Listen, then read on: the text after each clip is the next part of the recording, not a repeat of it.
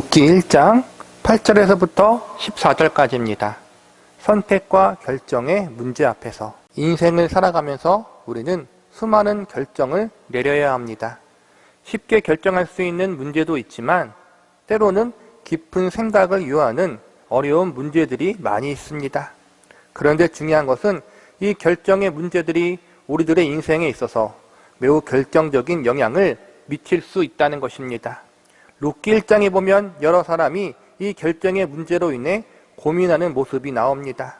제일 먼저는 엘리멜렉과 나오미의 가정이 약속의 땅을 떠나 모압 땅으로 이주하는 결정을 놓고 고민을 합니다. 그 다음에는 나오미의 두 며느리인 오르바와 룻이 자신의 고향 땅인 모압 땅을 떠나 이스라엘 민족이 거하는 가나안 땅으로 갈 것인지 말 것인지에 대한 결정의 문제를 놓고 고민하는 모습이 나옵니다. 룻기가 기록될 당시 고대 사회에서는 고향 땅을 떠나는 일이 흔치도 않았고 쉬운 결정의 문제가 아니었습니다. 우리나라도 불과 1세기 전만 해도 농경 사회였지 않습니까?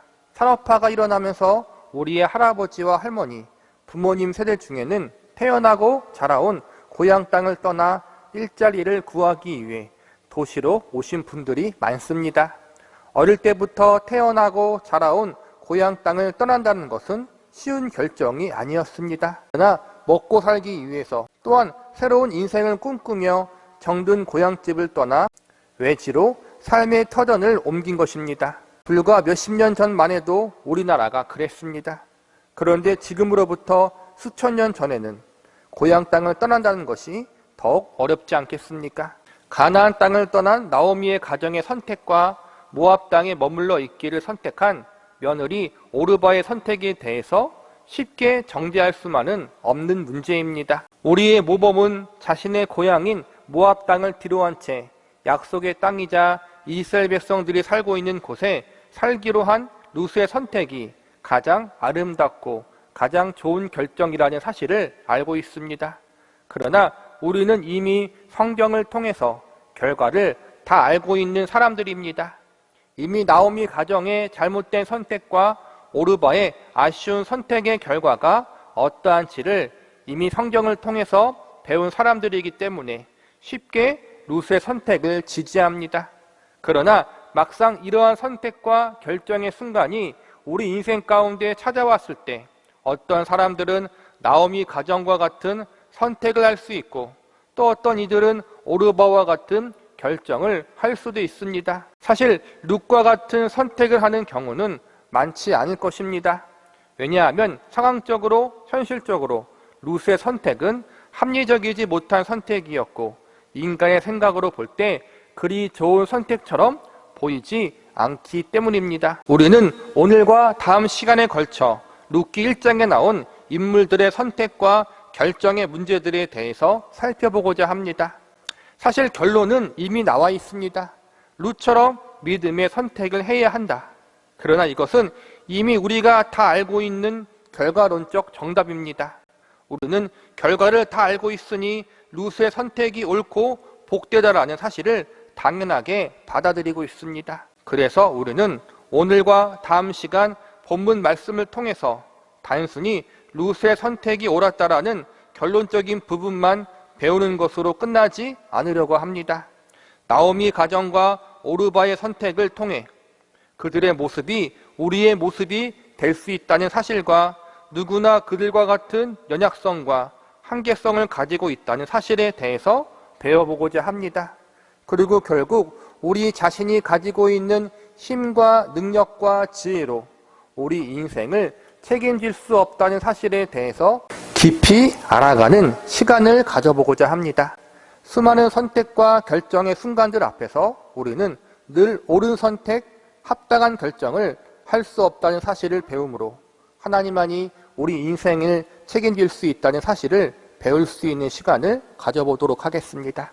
첫 번째로 엘리멜렉과 나오미 가정의 선택과 결정에 대해서 살펴보겠습니다. 엘리멜렉과 나오미의 가정은 2명의 아들까지 해서 총 4명의 식구가 함께 살고 있었습니다. 그런데 어느 날 그가 살고 있던 베들레헴 지방에 흉년이 들었고 엘리멜렉은 한 집안의 가장으로서 식구들을 어떻게 먹여 살릴지 앞날이 걱정되었습니다. 그래서 엘리멜렉은 조상으로부터 물려받은 기업인 땅과 집을 모두 팔고 짐을 꾸려 고향을 떠나 당시 베들레헴 밑에 있는 모압 지방으로 내려가는 선택을 하게 됩니다. 조상들로부터 물려받은 기업도 모두 팔고 모압 땅에서 이방인 며느리들을 받아들입니다. 이러한 행동을 보건대 잠시 흉년을 피해 간 것이 아니라 아예 모압 땅에 머물러 살려고 했다는 것을 알 수 있습니다. 흉년을 피해 모압 땅에 가보니 베들레헴보다 살기도 편했을 것입니다.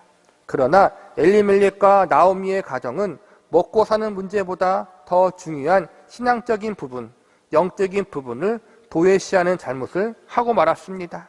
앞서 배웠듯이 당시 구약시대에는 약속의 땅에 대한 중요성이 아주 컸습니다.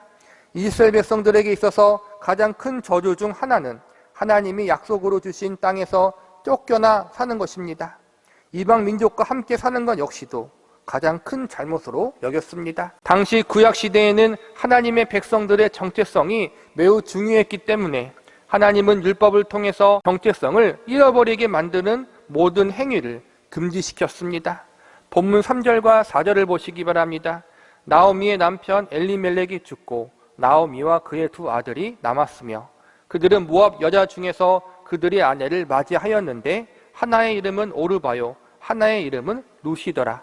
그들이 거기에 거주한 지 10년쯤에 또 여기서 보니까 나오미가 두 아들을 모압 여인과 결혼시킨 것을 볼 수 있습니다. 약속의 땅을 떠나 이방 민족과 살아가는 잘못, 그리고 며느리를 모압 여인으로 맞이하는 것, 이 모든 것이 율법으로는 금하고 있었던 것입니다.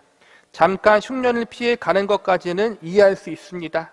그러나 약속의 땅을 아예 뒤로하고 이방 땅에서 영구히 머물러 살려고 했던 이들의 선택, 그리고 이방 민족의 며느리를 받아들이는 결정은 분명히 하나님의 뜻에 어긋나는 것이었고 하나님 백성으로서 잘못된 선택이었습니다. 나오미 가정의 선택에 대해서 한마디로 정리하자면 상황과 환경에 따른 결정이었다고 할 수 있습니다. 엘리멜렉과 나오미가 모압으로 이주하게 된 이유는 흉년이 들어 먹고 살기 힘들어서였습니다. 이 가정의 선택에 대해서 인간적으로는 충분히 이해가 되고 공감이 될 수 있습니다. 제가 결혼을 하기 전에는 청년 시절에 룻기 말씀을 공부할 때에는 당연히 먹고 사는 문제보다 믿음의 문제가 더 중요하다고 생각했습니다. 그래서 청년 시절에는 먹고 사는 문제를 신앙의 문제보다 더 중요하게 여긴 나오미 가정의 선택에 대해서 어떻게 믿음의 가정이 그럴 수 있겠는가, 이렇게 정죄를 했습니다.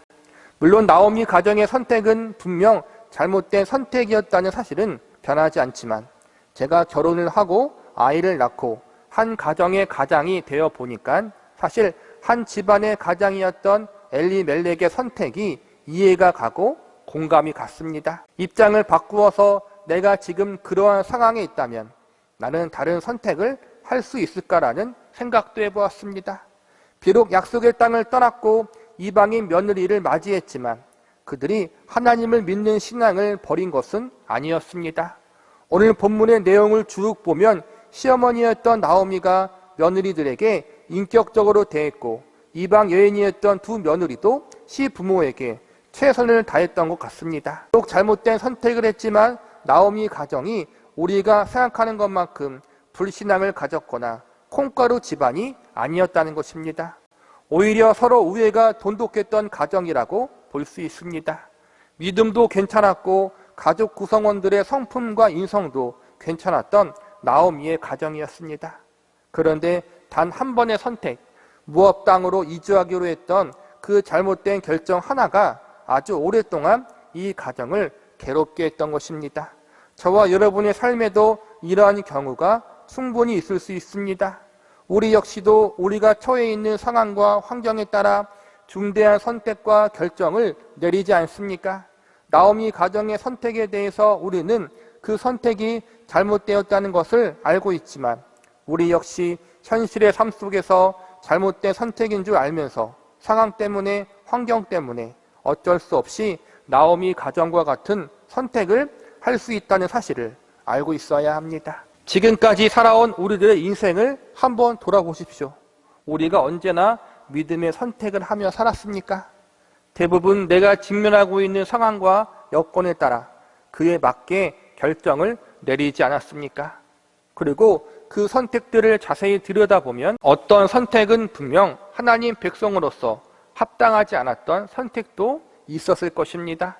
불신을 가진 상태로 선택을 내릴 때도 있었으며 때로는 세상적으로 크게 타협하여 내린 결정도 있었을 것입니다. 저도 짧은 인생을 뒤돌아보니까 타협하며 결정을 내린 것이 많았습니다. 하나님의 말씀과 뜻이 기준이 되기보다는 대부분 환경과 상황에 따라 결정을 내리고 선택을 했습니다. 우리 모두 비슷하지 않습니까? 인생길에서 저도 엘리멜렉과 같은 선택을 하기도 하고 여러분도 신앙의 길 가운데 나오미와 같은 결정을 할 때도 있다는 것입니다. 우리 모두 여기서 절대 자유롭지 않습니다. 나오미 가정의 모습이 성경에 기록되고 소개된 것은 우리 보고 그들을 정죄하기 위해서 기록된 것이 아닙니다. 마치 광야 40년 생활의 이스라엘 백성들의 방황을 기록한 것이 이 모습이 우리의 모습이라는 사실을 보여주기 위하여 기록된 것과 동일한 것입니다. 그러므로 그들을 너무 쉽게 정죄하지 마시기 바랍니다.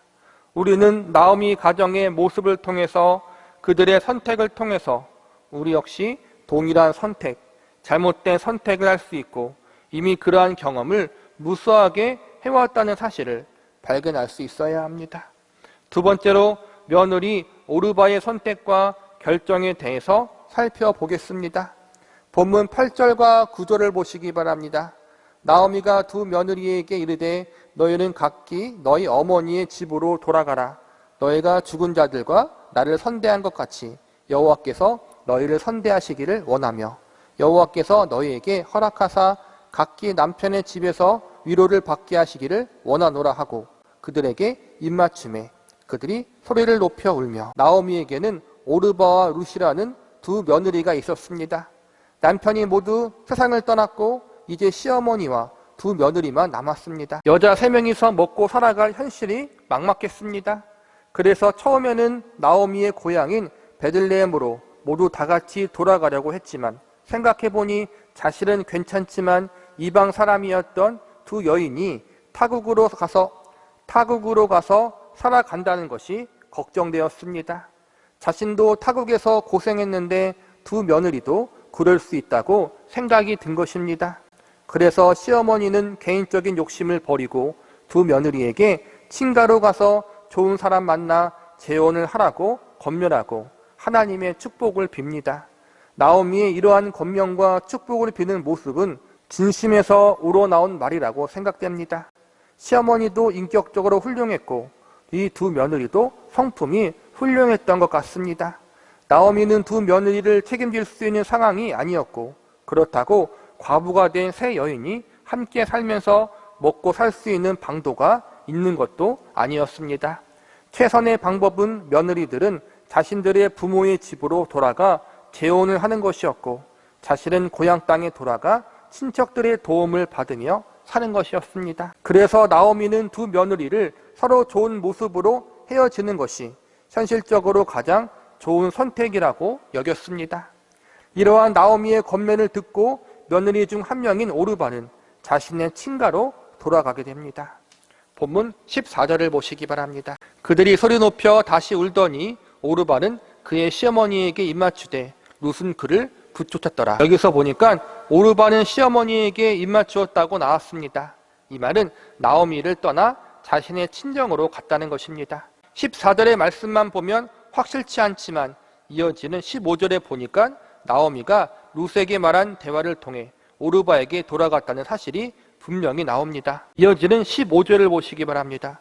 나오미가 또 이르되 보라 내 동서는 그의 백성과 그의 신들에게로 돌아가나니 너도 너의 동서를 따라 돌아가라 하니 여기서 보니까 오르바가 자신의 민족이자 친적인 모압 땅으로 돌아갔고 룻에게도 돌아가기를 나오미가 권면하고 있음을 볼 수 있습니다. 우리는 여기서 참으로 안타까운 모습을 발견하게 됩니다. 나오미가 오르바를 친정으로 돌려보내고 룻에게도 그녀의 친정으로 가기를 권면하는 과정 가운데 나오미가 뭐라고 말합니까? 너의 동서는 그의 백성과 그의 신들에게로 돌아갔다. 이렇게 말합니다. 고대 사회에서는 모든 생활과 문화가 종교 생활과 관련이 있었습니다. 쉽게 말해서 무교가 없던 것입니다. 모든 사람들이 최소한 하나 이상의 신과 우상을 섬겼습니다. 이스라엘 백성들은 유일신인 여호와 하나님만을 섬겼지만 모압을 비롯해 다른 민족들은 여러 개의 신을 숭배하고 섬겼습니다. 이스라엘 땅으로 같이 돌아가 하나님만을 섬기는 것이 제일 좋지만 현실적인 문제 앞에 나오미는 차마 두 며느리에게 같이 가자고 하지 못한 것입니다. 자신의 며느리들이 자신을 따라 거기에 가면 타지에서의 고생을 하게 된다는 불쌍한 마음 때문에 두 며느리를 돌려보내려고 했던 것입니다. 인간적인 사심이 전혀 없이 오직 며느리들의 현실적 사정을 고려해서 내린 권면이었습니다. 그리고 실제로 나오미의 며느리 중 한 사람인 오르바는 현실적으로 그것이 최선의 선택이라는 사실을 알았습니다. 두 며느리와 시어머니는 모두 과부였습니다. 과부는 어느 시대나 어려움을 당했습니다. 남편이 없으니 이스라엘 땅으로 가도 생활적으로 궁핍한 삶을 살아야 합니다. 재혼을 할 수는 있지만 이방인이요 모압 사람이었기에 이스라엘 땅에서는 재혼하기가 쉽지 않았을 것입니다. 동일한 원리로 모압 여인으로서 이스라엘 땅에서 차별 없는 정상적인 생활을 할 수 있다는 보장도 없습니다. 당장 거기 가서 먹고 살아갈 방도도 없었습니다. 시어머니 나오미의 걱정과 염려는 합당한 것이었고 모압 땅 친정으로 돌아가라고 권면한 것도 현실적으로 맞는 말이었습니다. 그러므로 오르바의 결정, 자신의 고향 땅으로 돌아간 결정은 인간적인 생각으로 잘한 일입니다. 그가 결정할 수 있는 최선의 선택, 합리적인 선택을 한 것입니다. 정들었던 시어머니와 헤어지는 것은 마음이 아프지만 자신도 먹고 살아야 했고 남은 인생 불확실한 미래에 맡길 수만은 없었습니다. 우리는 룻기의 결론을 이미 다 알고 있기에 이스라엘 민족으로 들어갈 선택을 했던 룻이 복되고 모압 민족으로 돌아가기로 결정한 오르바가 참으로 안타까운 결정을 했다는 사실을 알고 있습니다. 하지만 나오미 가정의 선택처럼 우리도 동일한 상황 속에서 오르바가 했던 선택을 하지 말라는 법은 없습니다. 우리는 나오미 가정과 오르바의 선택이 잘못되었다는 것을 분명히 알고 있지만 우리 역시 인생과 신앙의 여정 가운데 동일한 선택을 할 수 있는 가능성이 있다는 사실을 알고 있어야 합니다. 믿음의 선택은 대부분 우리에게 당장의 이익과 유익을 가져오지 않습니다. 오히려 믿음으로 선택했기 때문에 세상과 타협하지 말아야 하므로 손해를 감수해야 할 부분들이 분명히 발생합니다. 손쉽게 갈 수 있는 길을 믿음 때문에 멀리 돌아가야 할 상황도 생깁니다. 오르바가 이스라엘 땅으로 가면 이방인으로서 차별도 받아야 하고 문화적으로 적응하는데 적지 않은 스트레스를 받을 것입니다. 더욱이 자신의 미래를 보장할 수 있는 그 어떠한 것도 남아있지 않습니다. 힘들고 어려울 때 자신의 핏줄이 가장 의지할 곳입니다. 그 핏줄이 있는 모압 땅을 뒤로하고 이스라엘 땅으로 가는 것은 사서 고생을 하는 것입니다. 우리에게도 이러한 인생의 선택과 결정의 순간들이 찾아옵니다. 조금씩 모양과 내용이 다를 수 있지만 우리에게 하나님이 보시기에 합당한 선택을 할 것인가 아니면 조금 양보하고 타협함으로 나에게 유익이 오고 손해가 덜 가는 선택을 할 것인가를 선택해야 하는 순간들이 분명히 있습니다. 고민도 없고 손해도 없는 선택은 사실상 존재하지 않습니다. 죄 많은 세상 속에 살고 있는 우리는 늘 믿음의 선택과 그렇지 못한 선택을 해야 할 갈림길에 자주 서게 됩니다. 저 역시도 개인적인 인생을 뒤돌아보면 손해를 감수하고 하나님 보시기에 정당하고 합당한 선택을 한 적보다 조금씩이든 많이씩이든 손해가 덜 나는 쪽으로 타협하고 하나님 백성으로서 합당하지 못한 선택과 결정을 한 적이 더 많은 것 같습니다. 나름 믿음의 선택을 했다고 자부했던 그 결정들 속에서도 하나님 앞에 부끄럽고 온전치 못한 세속적인 마음과 동기가 들어있었다는 것을 일정 시간이 지난 후에 지금에서야 깨닫기도 합니다. 우리는 본능적으로 나에게 유익이 오는 것, 손해가 가지 않은 쪽을 선택하려고 합니다. 그것이 신앙과 믿음의 양심에 어긋나는 경우라도 마찬가지입니다. 조금 덜 타협하고 조금 더 많이 타협하는 차이만 있을 뿐입니다. 우리는 아무도 여기서 자유로울 수 없습니다.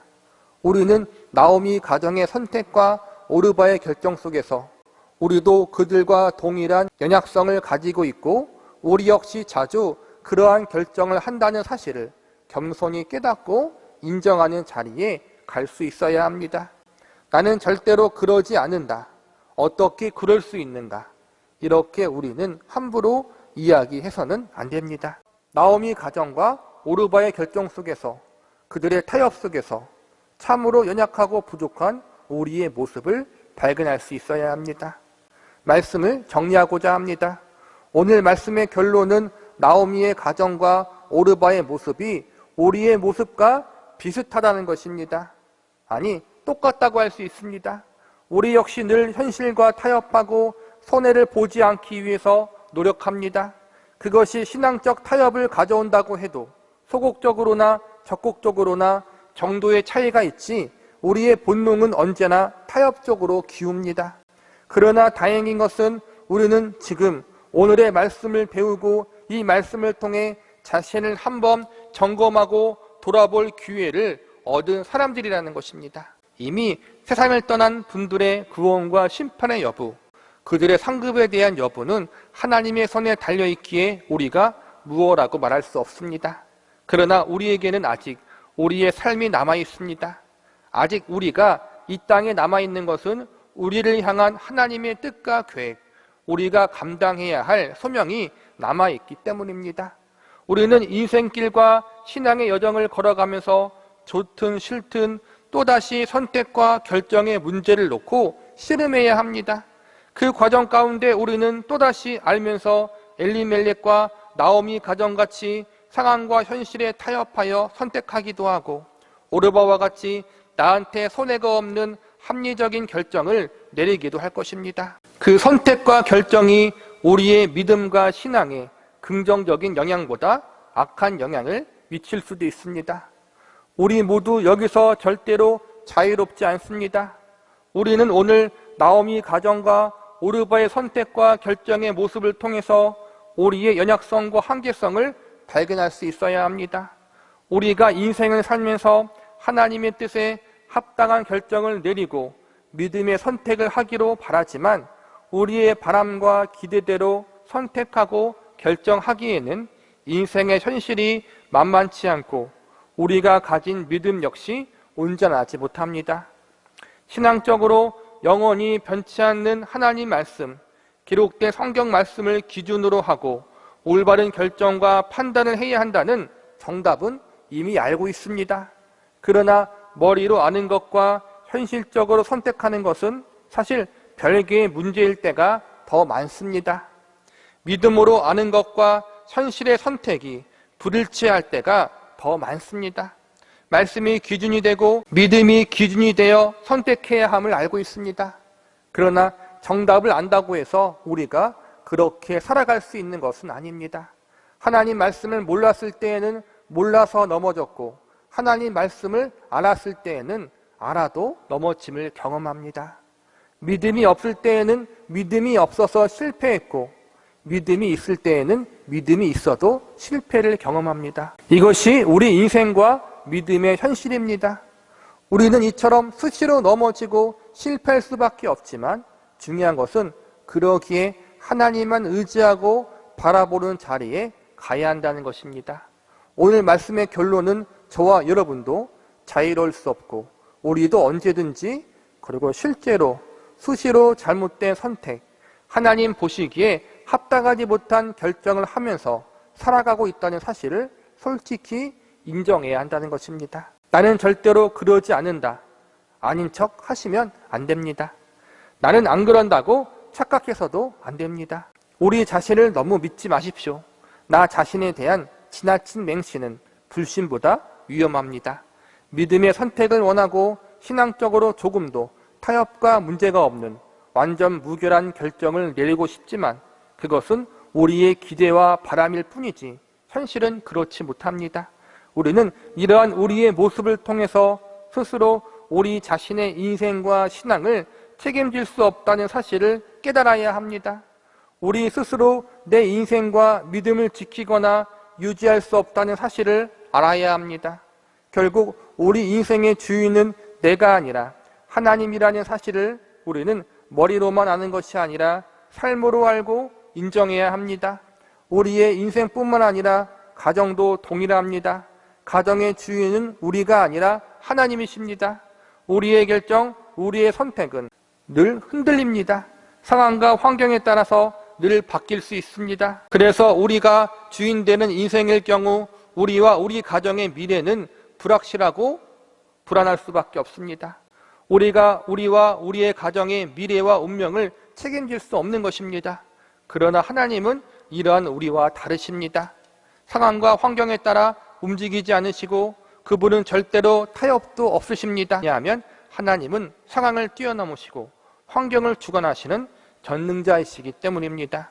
그분은 결코 우리처럼 손해를 볼까 쩔쩔매는 일도 없으십니다. 온 세상의 주인이 하나님이시기 때문입니다. 우리의 인생과 가정의 운명이 이 하나님께 달려있다는 사실을 잊지 마시기 바랍니다. 성도와 하나님 백성들의 주인은 하나님이십니다. 비록 우리는 자주 실패하고 넘어지지만 이 하나님을 주인으로 삼고 하나님의 인도하심과 도우심을 겸손히 구하며 나아간다면 하나님께서 우리들의 삶을, 우리들의 가정의 앞길을 가장 선한 길로 인도하여 주실 것입니다. 고난이 없고 아픔이 없는 길로 인도하신다는 말이 아닙니다. 고난과 아픔조차도 때로는 우리의 연약함으로 인한 실수도 분명히 있을 것입니다. 모르고 넘어지기도 하지만 또한 우리가 알면서 넘어지는 부분도 분명히 있을 것입니다. 그러나 이 모든 것을 하나님이 하나도 낭비되지 않게 합력하여 저와 여러분에게 유익이 되게 하실 것입니다. 우리 인생을 우리에게만 맡겨두지 않으시고 그분께서 친히 주장하시고 주관하사 모든 것을 합력하여 선을 이루실 것입니다. 선택과 결정의 문제 속에서 우리의 연약함과 한계성을 깨닫고 참된 우리의 인생과 가정의 주인이 하나님이라는 사실을 인정하는 자리로 가시기 바랍니다. 우리의 실패와 넘어짐을 통해서 우리가 아니라 하나님을 더욱 의지하는 기회로 삼으시기 바랍니다. 그러므로 이 모든 상황과 환경 그리고 사건과 경험들을 통해서 우리와 우리 가정의 주관자이신 전능자 하나님, 신실한 하나님을 만나고 그분께 우리의 삶과 가정을 온전히 맡길 수 있는 자리로 나아갈 수 있는 저와 여러분이 되시기를 간절히 기도합니다.